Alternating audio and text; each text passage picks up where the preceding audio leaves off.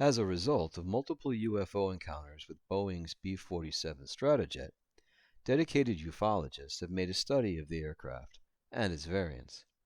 On the 1st of July, 1960, a U.S. Boeing RB-47 Stratojet departed RAF Brize Norton in Oxfordshire, England, and headed north for an electronic intelligence sortie over the Barents Sea. The flight proceeded up the coast of Norway, around the North Cape, and then tracked southeast 50 miles off the coastline of Murmansk-Kola Peninsula in international waters.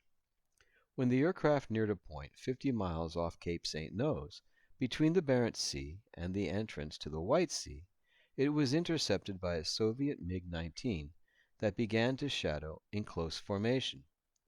When pilot Major Willard Palm started the planned turn northeast and away from the coastline, the MiG-19 broke formation and then maneuvered behind the RB-47 to attack with 2 passes of cannon fire, rendering the Stratojet unflyable. This required co-pilot Captain Freeman Olmsted and navigator Captain John R. McCone to eject.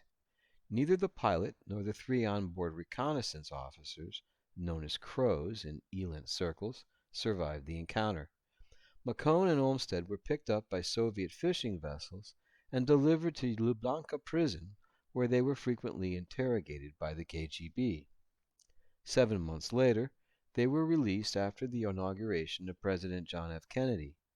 Both men appeared on the 3 February 1961 cover of Time magazine.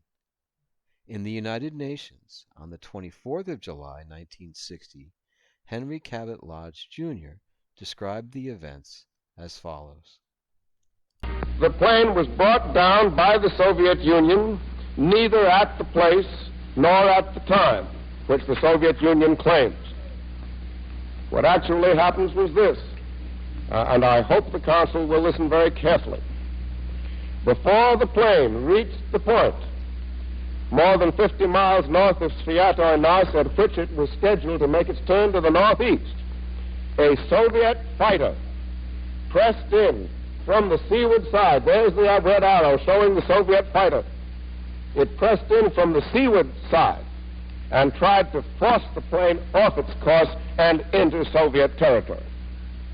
Now, this astonishing and criminal fact is established beyond doubt by the evidence of our scientific devices, which followed the RB-47 through all of the events which I have described.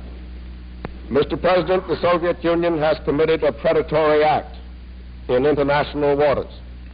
This is serious enough in itself, but the situation has been further aggravated by the subsequent allegations and pronouncements of the Soviet government.